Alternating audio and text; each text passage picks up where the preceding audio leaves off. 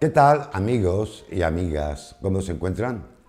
Si echáramos una mirada de conjunto sobre la literatura francesa de la primera mitad del siglo XX, siempre que situáramos la experiencia de Marcel Proust non plus ultra de la estética romántica como terminal del siglo XIX, en vez de considerarle como suele hacerse en el siglo XX, sería fácil deducir que la literatura francesa más contemporánea no ha producido tan altos frutos creativos como anteriormente.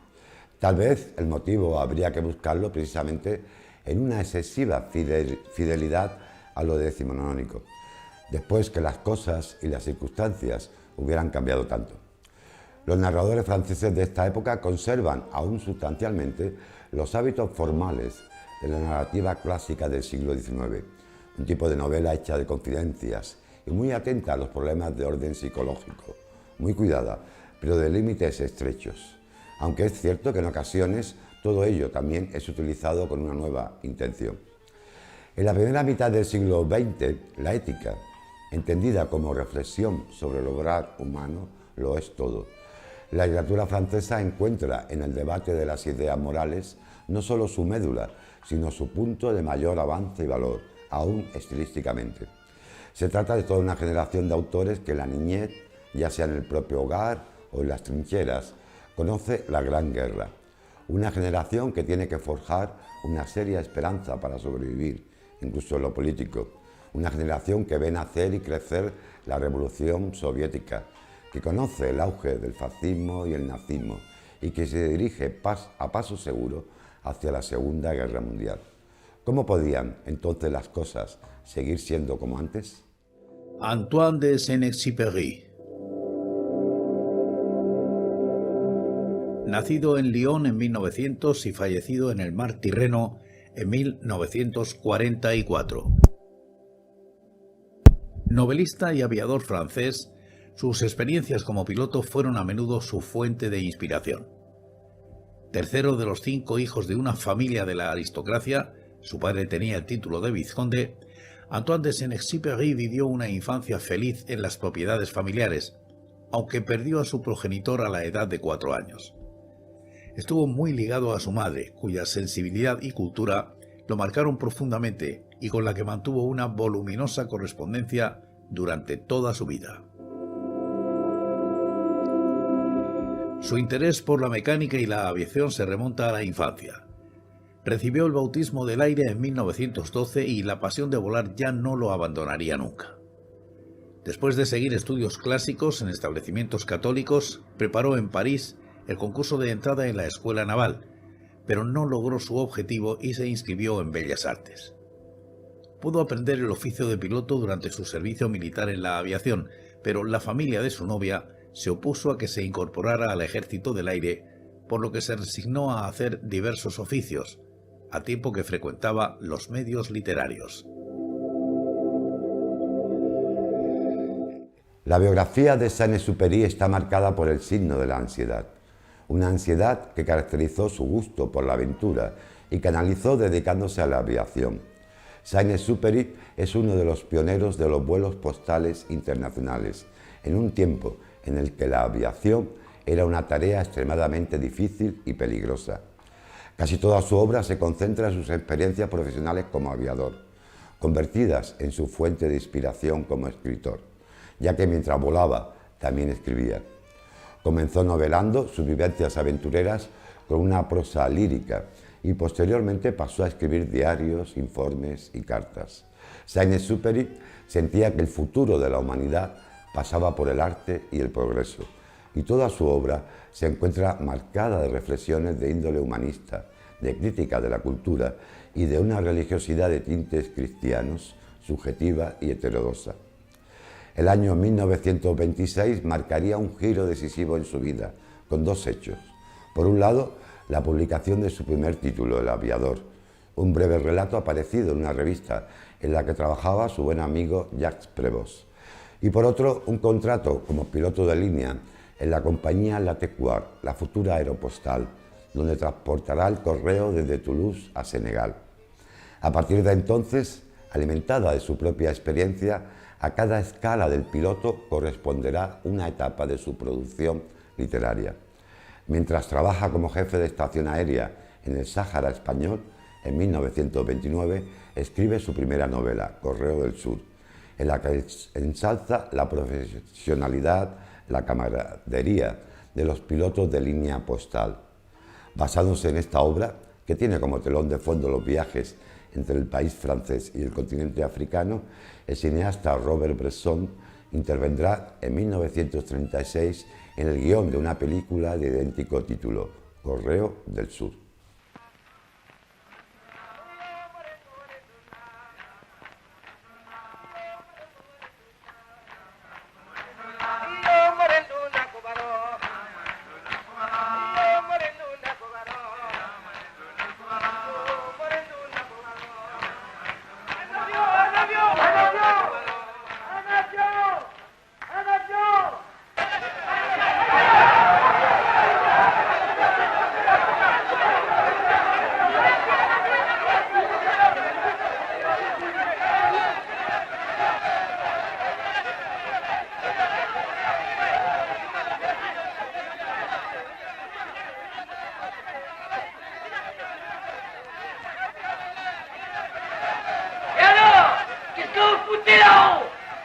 Un avion, sergent! Un avion!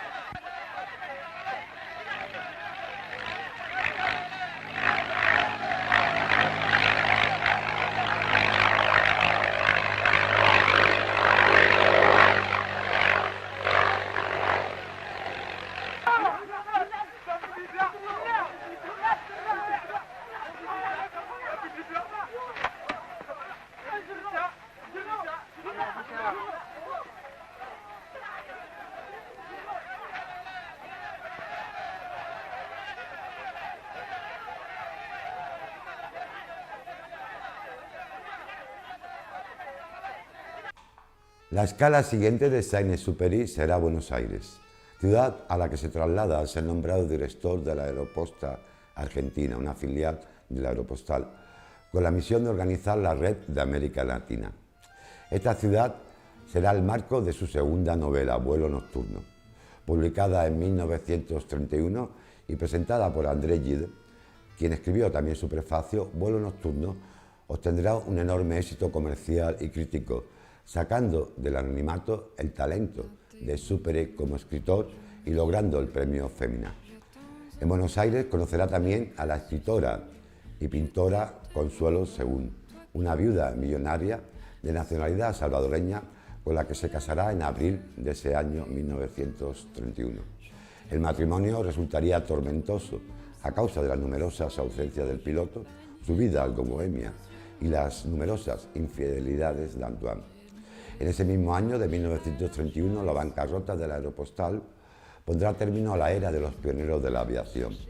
Pero Saint-Exupéry no dejará de volar como piloto de pruebas e intentará efectuar varios récords, dos de los cuales resultarán en graves accidentes. Vuelo Nocturno también será adaptado al cine, con los hermanos Barrymore como protagonistas y con Clark Gable.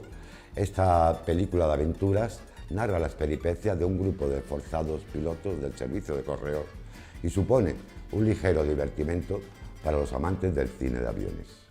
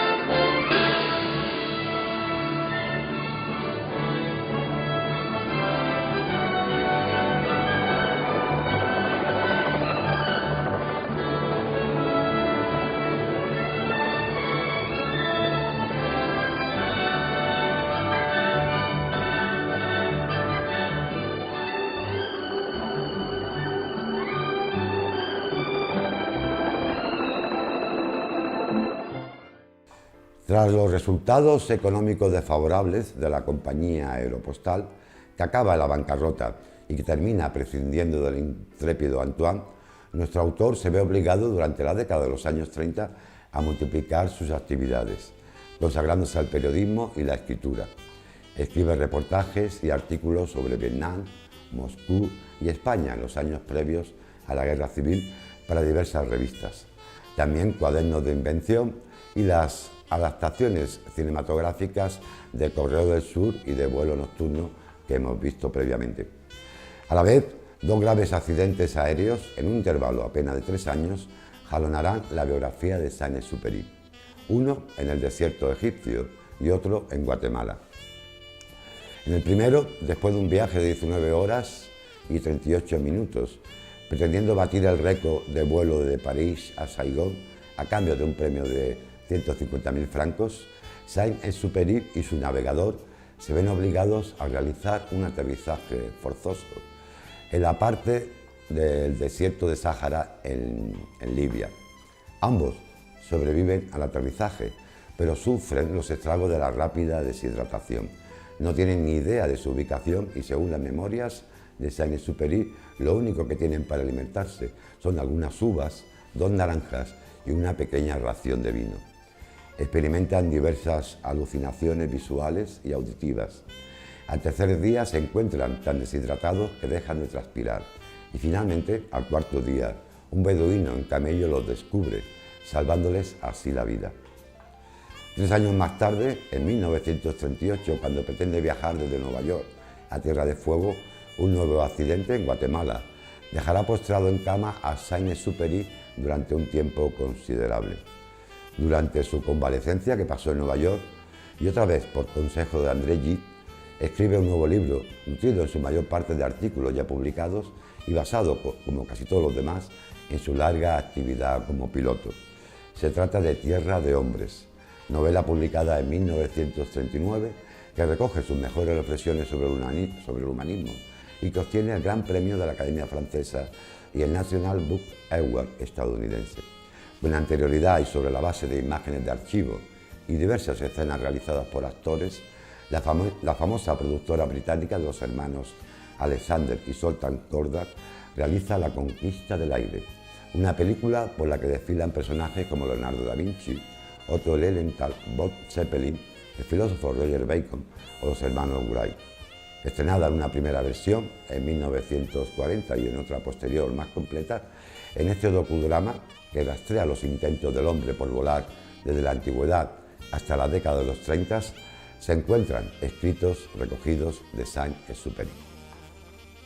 The flight of the bird, so effortless and graceful, has led man since the dawn of time to turn his gaze with longing to the skies.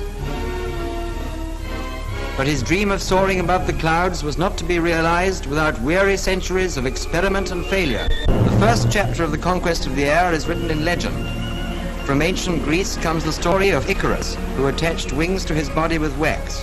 In defiance of his father's warning, he flew too near the sun. The wax melted and he fell to his death.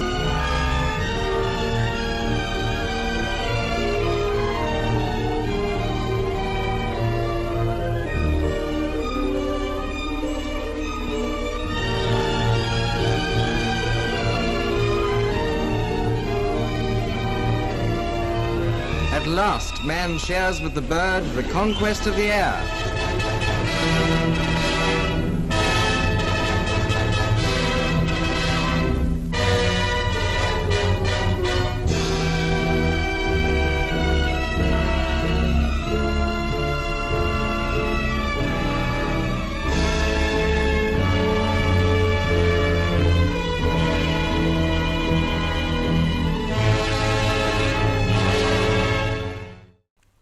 Durante la Segunda Guerra Mundial, Saint-Exupéry forma parte de la resistencia francesa como miembro de una escuadrilla de reconocimiento aéreo, participando en algunas misiones peligrosas. Tras el forzado armisticio, cuando Alemania invade Francia, se marchará a Nueva York para intentar que los americanos entren en el conflicto bélico y se convertirá en una de las voces más influyentes de la resistencia. Sin embargo, su meditación, sobre todo su meditación literaria, se elevaba por encima de la historia inmediata del momento. En América escribe su novela Piloto de guerra y Cartas a un rehén, donde alude a las amenazas que la época hacía pesar sobre el respeto del hombre, para finalmente optar por la parábola con El Principito en 1943. Fábula infantil de contenido lírico ilustrada por él mismo y a la que dedicaremos nuestro próximo programa, se publicará en los Estados Unidos, pero no en la Francia ocupada. En ese mismo año de 1943, el año de su publicación, su postura, la postura de Saint-Exupéry, al margen de compromisos políticos partidistas, le atrajo la hostilidad de los gaullistas. Charles de Gaulle afirmará públicamente que Saint-Exupéry en realidad apoya a Alemania y, deprimido por ello, el piloto comienza a beber en exceso. Tras 27 meses en Estados Unidos, regresará a Europa para volar con las Fuerzas Armadas francesas, luchando junto con los aliados en un escuadrón ubicado en el Mediterráneo. A sus 43 años, una edad que por aquel entonces era sinónimo de jubilación para el ejército. No solo Saint-Exupéry es más viejo que la mayoría de sus compañeros, sino también sufre de diversos dolores a causa de sus múltiples fracturas. Asignado a un escuadrón de cazas, unas aeronaves que un funcionario describiría como desgastadas por la guerra y sin condiciones de aeronavegabilidad, en la segunda misión Saint-Exupéry destrozará debido a un fallo del motor un P-38, después de lo cual permanece en tierra durante 8 meses. Reinstalado de nuevo en misiones de vuelo gracias a la intervención personal del general Eisenhower en 1944, un año antes de finalizar la guerra, en la primavera será trasladado a Cerdeña y luego a Córcega, en una unidad de reconocimiento para fotografiar diversas zonas en vistas de un previsto y futuro desembarco en la Provenza. Su última misión de reconocimiento consiste en recoger información para inteligencia sobre los movimientos de las tropas alemanas en el Valle del Ródano y sus alrededores, en la conocida como Operación Dragón, término en clave para aludir a la invasión de la costa francesa, del sur de Francia. En una de esas misiones, en la noche del 31 de julio de 1944, el avión de Antoine de Saint-Exupéry, un P-38 sin armamento, despega desde una base aérea en Córcega y desaparece misteriosamente para no regresar jamás. Durante décadas, el destino del último vuelo del escritor será un misterio, un enigma insondable. Año tras año, la búsqueda continúa. Han aparecido un gran número de aviones Lightning P-38 abatidos en el Mediterráneo en el transcurso de la Segunda Guerra Mundial, pero el del comandante Saint-Exupéry sigue sin aparecer.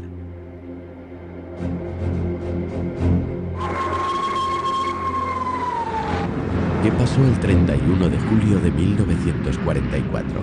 Para comprenderlo hace falta sin duda remontarse al comienzo de la guerra. El escritor fue autorizado a reincorporarse a su escuadrilla para efectuar 5 misiones de reconocimiento.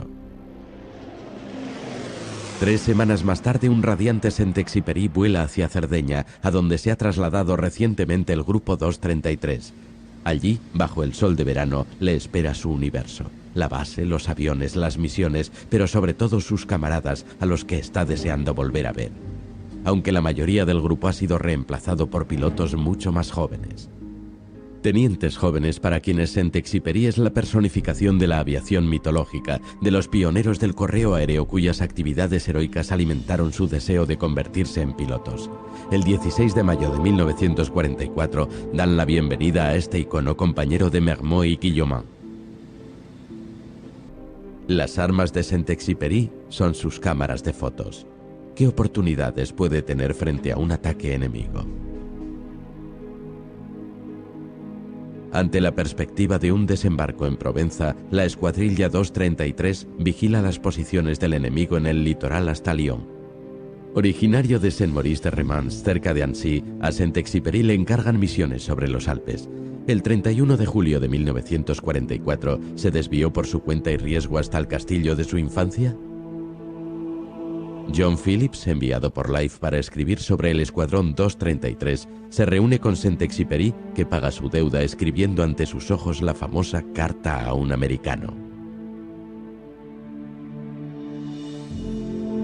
Reclinado sobre el bloc de escritura que apoyaba en las rodillas, escribía con líneas regulares de pequeñas letras negras que se alzaban con valor hacia la esquina de la página, escribió el periodista.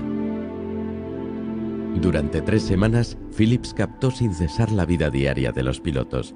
Captó aquellos instantes sin saber que eran los últimos momentos de la vida del escritor.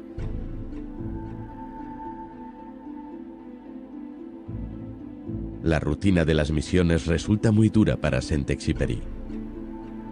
Ya no encuentro placer en este juego, escribe. El avión es solo un instrumento para ir de un lugar a otro y en este caso en particular, una máquina de guerra. La muerte me da igual, escribió a su madre.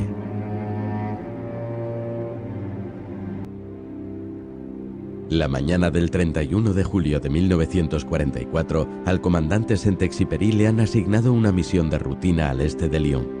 El proceso de partida se hace igual que siempre. 7:30, Saint-Exupéry llega a la pista de Borgo para preparar el vuelo. 7:55, de forma tan penosa como siempre, comienza la larga operación de vestir al piloto.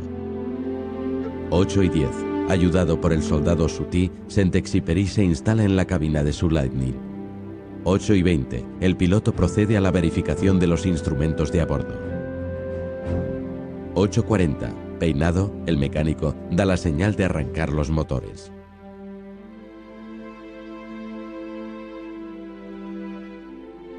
8:45, Saint-Exupéry despega de la base de Borgo.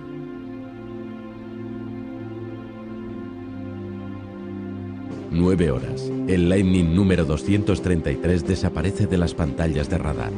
4 horas más tarde le seguían buscando en vano. ¿Qué sucedió el 31 de julio de 1944? ¿Qué circunstancias rodearon la muerte del comandante Saint-Exupéry?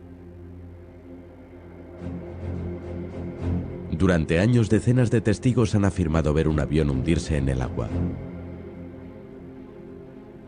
Pero la misma historia se repite en Niza, en Mentón, en Canqueirán, en Marsella.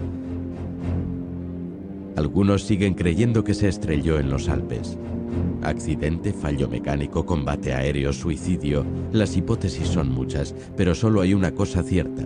A fecha de hoy el misterio sigue sin resolverse. El mismo día que desapareció Saint-Exupéry, una información extrañamente olvidada después llegó a la base aérea de Borgo. El teniente Jacquemot esperaba desconsolado como los demás el regreso de Saint-Exupéry cuando un coche apareció de pronto en la base. Recuerdo que estaba esperando con Portier y Grandpré, escribió en su diario. Habíamos avisado a los americanos. De pronto a las 3 de la tarde entró un Jeep Robinson a toda velocidad con un piloto cuya cara reflejaba una gran emoción. La noticia fue breve. No esperéis más, no esperéis más. Saint-Exupéry ha sido abatido.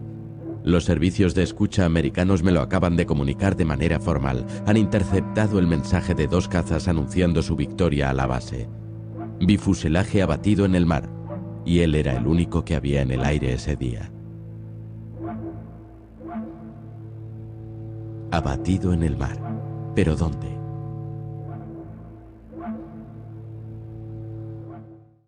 En el momento de su muerte, cuando su avión fue abatido por la aviación alemana en la Costa Gala, Antoine-Marie Jean-Baptiste Roger, conde de Saint-Exupéry, tenía 44 años de edad. Su obra casi por entera se concentra en su experiencia profesional. Correo del Sur es propiamente una novela, mientras Vuelo Nocturno, Tierra de Hombres y Piloto de Guerra tienen carácter de experiencias personales a las que se le añaden comentarios interiores. Saint-Exupéry quiso abandonar ese ámbito limitado para pasar a la narración simbólica. Pero no podemos lamentar que Ciudadela, editada en 1948, una de sus obras póstumas, junto a otros diversos cuadernos de nota, o la carta a su madre, quedará incompleta. La prosa de Saint-Exupéry impresiona, por un rigor en el que la desnudez de toda retórica y artificio asegura la eficacia de un relato de acción.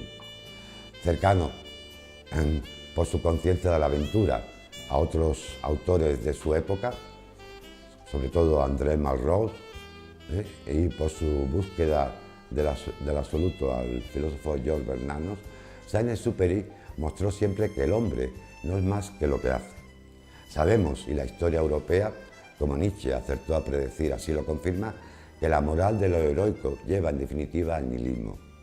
Así, del ambiente de estos escritores veremos desprenderse al explosivo Louis Ferdinand Céline, cuyas primeras 400 páginas de su viaje al fin de la noche constituyen uno de los acontecimientos capitales de la prosa francesa de esta época del siglo XX.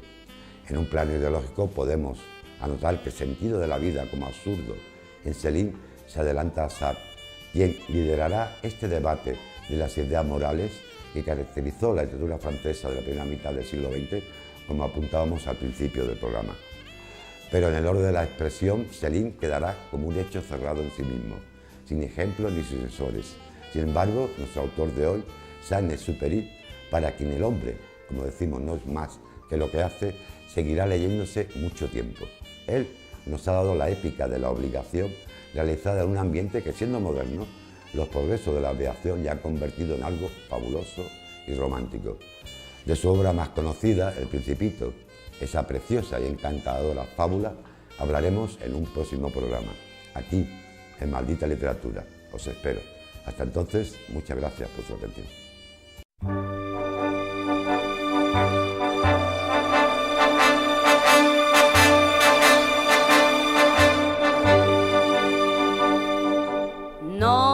Non, rien de rien. Non, je ne regrette rien. Ni le bien qu'on m'a fait, ni le mal, tout ça m'est bien égal. Non, rien de rien. Non, je ne regrette rien. C'est payé, balayé, oublié. Je me fous du passé. Avec mes souvenirs, j'ai allumé le feu. Mes chagrins, mes plaisirs, je n'ai plus besoin de balayer les amours avec leur trémolo, balayer pour toujours. Je repars à zéro. Non, rien de rien. Non, je ne regrette rien. Ni le bien qu'on m'a fait, ni le mal, tout ça m'est bien égal. Non, rien de rien. Non, je ne regrette rien, car ma vie